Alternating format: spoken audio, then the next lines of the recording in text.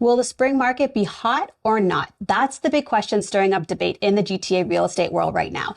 Recent news from Remax suggests that Toronto home prices will remain flat through 2025. This is a bold prediction that is in contrast with other forecasts pointing towards a hot spring market. So in this video, I'm going to review both perspectives, breaking down what these predictions mean for both buyers, sellers, and the market overall. So stay tuned to find out how this could impact your real estate plans.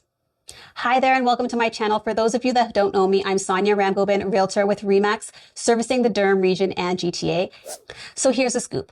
According to a recent article in the Toronto Star, Remax Canada predicts that home prices in Toronto will remain steady throughout 2025. So let's break down the reasoning behind this projection. So Remax Canada explains that home prices are expected to stay flat due to a surplus of inventory and a significant decline in first-time buyers entering the market. In other words, there are more homes for sale than there are buyers ready to purchase, which keeps prices from increasing. Remax Canada goes on to saying that they believe they will see an increase in activity during the spring market, but they say that this will primarily be driven by move-up buyers. And move-up buyers are current homeowners looking to upgrade to larger homes. So they go on to say that they believe that the market will remain out of reach for many first-time buyers. So because of this affordability gap, even with more activity, meaning more buyers, the surplus supply of homes won't be offset by enough demand to drive up prices. So to dig a little bit deeper, Remax Realtron representative pointed out that first-time buyers typically account for 30 to 40% of Toronto's market activity, but that figure has dropped to just 10%. They believe that the number is unlikely to change soon due to affordability remaining to be a major barrier. Challenges like saving for a down payment and meeting stress test requirements continue to hold first-time buyers back, which limits their ability to enter the market.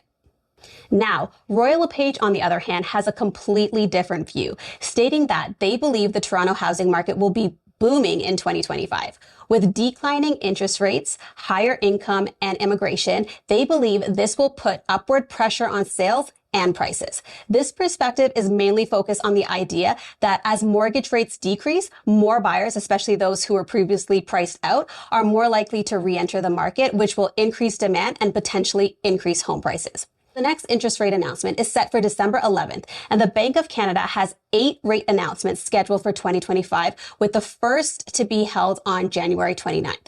We have seen that the 4th consecutive rate cut was enough to encourage more buyers into the market, so we will have to wait and see if further cuts will make an even bigger impact.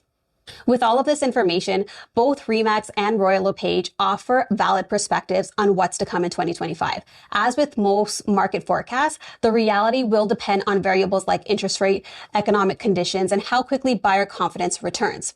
However, from a buyer or seller perspective, I can understand how this conflicting information can feel overwhelming. Both sides make valid points that could shift the market in either direction. However, I believe that the best approach is to focus on your unique situation.